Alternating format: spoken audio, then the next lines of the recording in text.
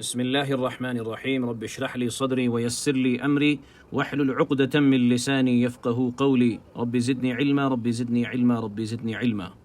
قرآن پاک شروع کرنے سے پہلے تعوذ پڑھنا سنت ہے۔ جب بھی آپ قرآن پاک پڑھنے جا رہے ہیں تو اعوذ باللہ پڑھنا چاہیے۔ کچھ لوگ اس کو تعوذ پڑھتے ہیں جو غلط ہے، تعوذ نہیں ہے بلکہ تعوذ ہے۔ تعوذ کا مطلب ہوتا ہے پناہ مانگنا، to seek refuge, to seek shelter. قرآن پاک کے علاوہ کوئی بھی کام آپ شروع کرنے جا رہے ہوں تو اس کے شروع میں تعوذ پڑھنا سنت نہیں ہے۔ صرف قرآن پاک پڑھنے سے پہلے تعوذ پڑھنا یہ سنت ہے، پڑھنا چاہیے۔ بندہ جب قرآن پڑھنے جاتا ہے تو پہلے اللہ سے مدد حاصل کرتا ہے، اللہ میں قرآن پڑھنے جا رہا ہوں، میری حفاظت فرما شیطان مردود سے۔ سورہ نحل میں اللہ تبارک و تعالیٰ فرماتے ہیں فاستعذ باللہ من الشیطان الرجیم، شیطان مردود سے پناہ مانگو۔ شیطان انسان کا کھلا ہوا دشمن ہے، وہ کبھی نہیں چاہتا کہ ایک انسان اچھے اعمال کرے، نیک عمل کرے، اللہ کے قریب ہو جائے، دن بدن اللہ کے یہاں اس کے درجات بلند ہوتے جائے۔ شیطان ہرگز نہیں چاہے گا۔ قرآن بیان کرتا ہے انہ لکم عدو مبین، وہ انسان کا کھلا ہوا دشمن ہے۔ آپ قرآن پڑھنے جائیں گے تو شیطان آپ کے دلوں میں طرح طرح کے وسوسے، طرح طرح کے خیالات ڈالیں گے، جیسے قرآن کو پڑھنا چاہیے ویسے پڑھنے نہیں دے گا۔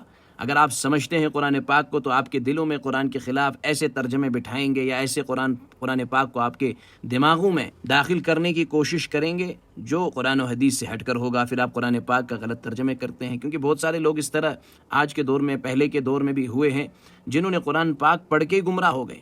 قرآن پاک کو پڑھا، غلط طریقے سے پڑھا، غلط سمجھا، گمراہ ہو گئے۔ اور یہ قرآن ایسی کتاب ہے جس کو پڑھ کر بہت سارے لوگ ہدایت حاصل کرتے ہیں، اور بہت سارے لوگ ہدایت نہیں بلکہ اللہ کے نافرمان بندے بن جاتے ہیں، دین سے دور ہو جاتے ہیں، اسلام کو چھوڑ دیتے ہیں۔ تعوذ جو ہے یہ قرآن کی کوئی آیت نہیں ہے، بلکہ حدیث پاک میں، بخاری شریف میں، ابو داود میں، مسلم شریف میں اعوذ باللہ من الشیطان الرجیم کا جو یہ جملہ ہے یہ آیا ہے۔ حدیث یوں ہے کہ صحابی فرماتے ہیں کہ ہم حضور صلی اللہ علیہ وسلم کے پاس بیٹھے تھے کہ دو آدمی ایک دوسرے کو برا بلا کہہ رہے تھے، گالی دے رہے تھے۔ ان میں سے ایک اپنے ساتھی کو گالی دے رہا تھا، غصہ ہو کر اس کا چہرہ بالکل لال لال ہو رہا تھا غصے کی وجہ سے۔ تو اللہ کے نبی علیہ السلام نے فرمایا انی لاعلم کلمۃ، میں ایک ایسے کلمے کو جانتا ہوں لو قالها لذهب عنه ما يجد، اگر وہ اس کلمے کو کہے گا، اس جملے کو کہے گا تو اس کے اندر جو غصہ ہے وہ ختم ہو جائے گا، وہ چلا جائے گا۔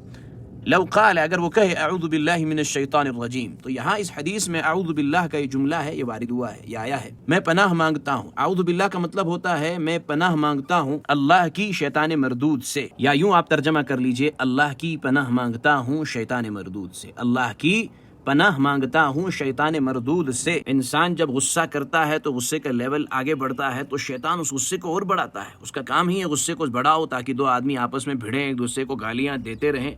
تو اللہ کے نبی علیہ السلام نے کلمات سکھائے کہ اعوذ باللہ من الشیطان الرجیم پڑھو، شیطان سے اپنی حفاظت کراؤ۔ جب شیطان کا دخل نہیں ہوگا تو ظاہر ہے پھر ایک دوسرے کو گالیاں دینا، ایک دوسرے کو برا بلا کہنا، ایک دوسرے کے خلاف بد زبانی کا استعمال کرنا، ان چیزوں سے رک جاؤ گے۔ شیطان سے حفاظت ضروری ہے۔ دنیا میں انسان اپنی حفاظت کے لیے، ظاہری چیزوں سے اپنی حفاظت کے لیے ظاہری چیزوں کا استعمال کرتا ہے، دھوپ سے بچنے کے لیے چھت کا استعمال کرتا ہے، بارش کا استعمال کرتا ہے، مکان کا استعمال کرتا ہے۔ اسی طرح دشمن سے بچنے کے لیے ہتھیار کا استعمال کرتا ہے، طاقت کا استعمال کرتا ہے، لیکن باطنی چیزوں سے خود کو بچانے کے لیے وہ یہی کلمات وغیرہ پڑھ کے اللہ سے حفاظت مانگ کر اپنی روح کی حفاظت کروا سکتا ہے۔ چونکہ انسان کا جو جسم ہے وہ دو چیزوں سے مرکب ہے، ایک اس کا ظاہری بدن یعنی باڈی پارٹس، آرگن وغیرہ، اور دوسرا انسان کے اندر جو روح ہے، جو اسپرٹ ہے۔ انسان جب بیمار ہوتا ہے، اس کے آرگنز وغیرہ بیمار ہو جاتے ہیں، کمزور پڑ جاتا ہے تو وہ ظاہری طور پر دوائیاں وغیرہ لیتا ہے، لیکن جب انسان کی جو روح ہے، سول جو ہے، جب وہ بیمار پڑتا ہے تو وہاں دوائیاں کام نہیں کرتی۔ جیسے زندگی سے سکون ختم ہو جانا، بے چینیاں بڑھنا، سوچوں میں غرق ہو جانا، ہمیشہ سوچتے رہنا، گندے خیالات کا دل میں بار بار آتے رہنا، دماغ صرف انہی چیزوں کی طرف مائل رہنا، تو ان چیزوں کے لیے اپنی روح کی صفائی، اپنی روح کی جو بیماری ہے اس کو ختم کرنا ضروری ہے۔ اور شیطان جو ہے وہ انسان کے روح پر اٹیک کرتا ہے، انسان کے سول پر اٹیک کرتا ہے۔ انسان کا جب روح بیمار ہو جاتا ہے تو وہ طرح طرح کے خیالات، طرح طرح کی باتیں، گندے خیالات سوچتے رہتا ہے، پھر یہ باضابطہ اس کو اپنے جسم کے ذریعے سے امپلیمنٹ کرتا ہے۔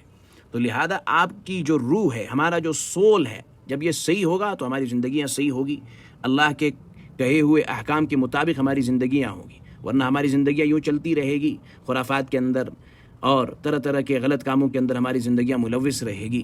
تو اپنی روح کی تربیت کرنا، اپنے روح کی علاج کرنا یہ ضروری ہے۔ یہ کیسے ہوگی؟ جب آپ اپنے روح کو باطنی غذا دو گے۔ وہ باطنی غذا کیسے ہوگا؟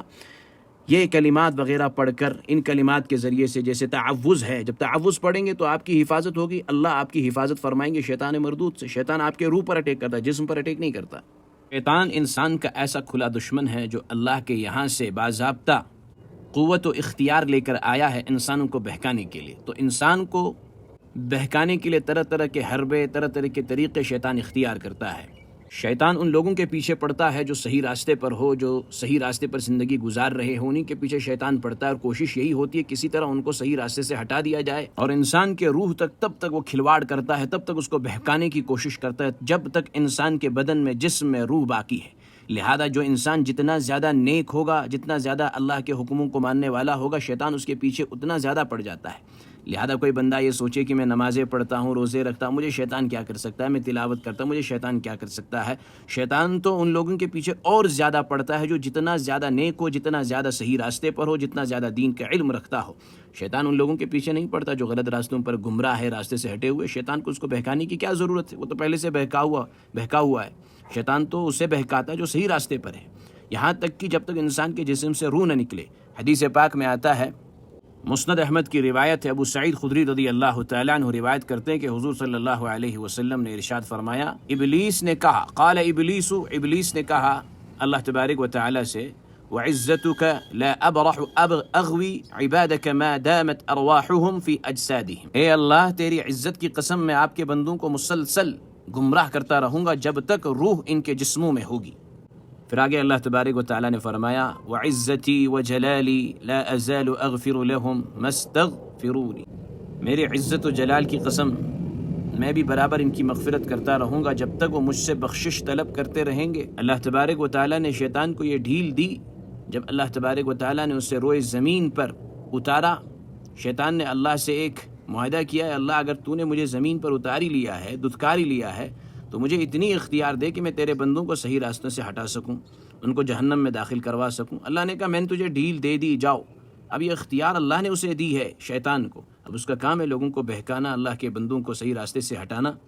شیطان کسی بھی حال میں خوش نہیں رہتا، وہ کبھی نہیں چاہتا کہ اللہ کا کوئی بندہ صحیح راستے پر رہے، دین کا کوئی کام کرے، کوئی عبادت کرے، کچھ بھی کرے، بس وہ چاہتا ہے کہ وہ اللہ کی نافرمانی کرے کسی طرح۔ حضور صلی اللہ علیہ وسلم نے ہمیں موت کے وقت شیطان کے فتنے سے بچانے کے لیے، شیطان کے فتنوں سے محفوظ رہنے کے لیے دعائیں تک سکھلائی ہے۔ سنن نبی داود اور دیگر کتابوں میں یہ حدیثیں موجود ہیں، نسائی شریف میں بھی ہے۔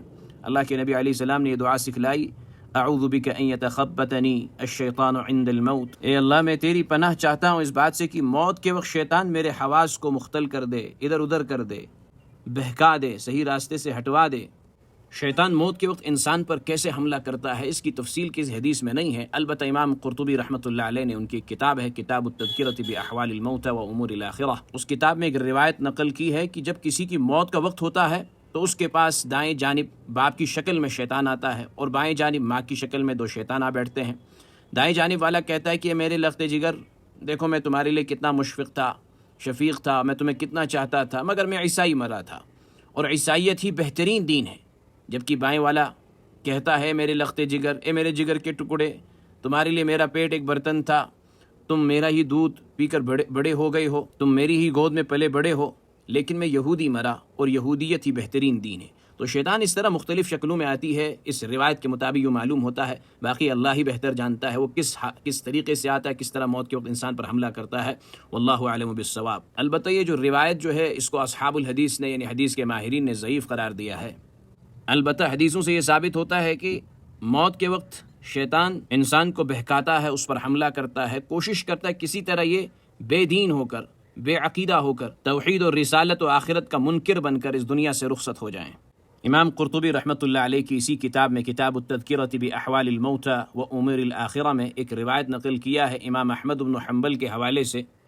امام احمد بن حنبل کے بیٹے عبداللہ اس منظر کو بیان کرتے ہیں کہ جب امام احمد بن حنبل رحمۃ اللہ علیہ پر موت کا وقت آیا تو امام احمد بن حنبل رحمۃ اللہ علیہ بار بار کہہ رہے ہیں لا لا لا لا، ہاتھوں سے اشارہ بھی کر رہے ہیں۔ تو بیٹے نے اپنے ابا سے کہا کہ یہ آپ انگلیوں سے کیا اشارہ دے رہے ہیں بار بار؟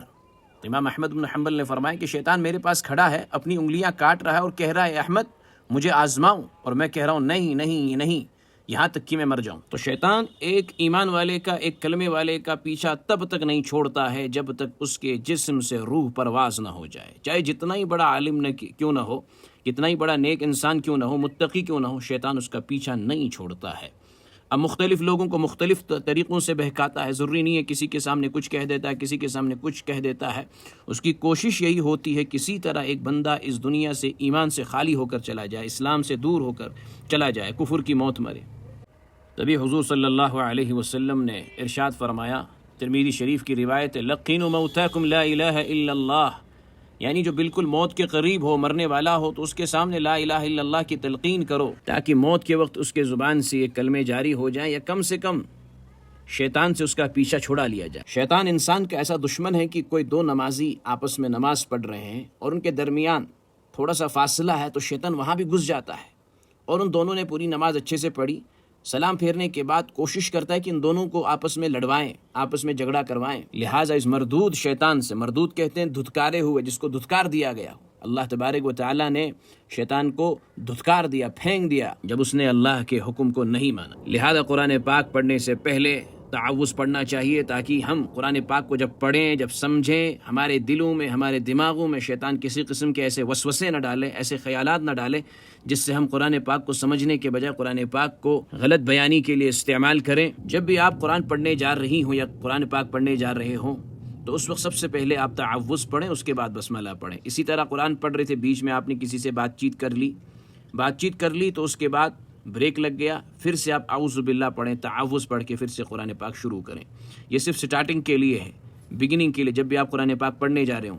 یہ نہیں کہ قرآن پاک پڑھ رہے ہیں، پھر بیچ میں کوئی سورہ شروع ہو گیا، آپ نے پھر تعوذ پڑھ رہے، نہیں، اس دوران تعوذ نہیں پڑھنا، صرف سٹارٹنگ کے لیے، سورہ شروع کرنے کے لیے نہیں ہے، صرف سٹارٹنگ کے لیے تعوذ پڑھنا چاہیے۔ اس سے انسان کی حفاظت ہوتی ہے، چونکہ انسان اپنی روح کی حفاظت کلمات کے ذریعے سے ہی کی جا سکتی ہے۔ شیطان انسان کے جسم پر اٹیک نہیں کرتا، اس کے روح پر کرتا ہے، یہ بات میں نے پہلے بھی بتائی تھی۔ تو لہذا ان کلمات کے ذریعے سے آپ شیطان کے پروپیگنڈوں سے اپنے آپ کو بچائیں گے، اپنی حفاظت کر پائیں گے، قرآن پاک کو صحیح طریقے سے سمجھنے کی کوشش کریں گے جیسے قرآن کو سمجھنا چاہیے، غلط تفسیروں سے، غلط ترجمے سے اپنے آپ کو بچائیں گے۔ اللہ تبارک و تعالی ہم سب کو دین کی صحیح فہم عطا فرمائے۔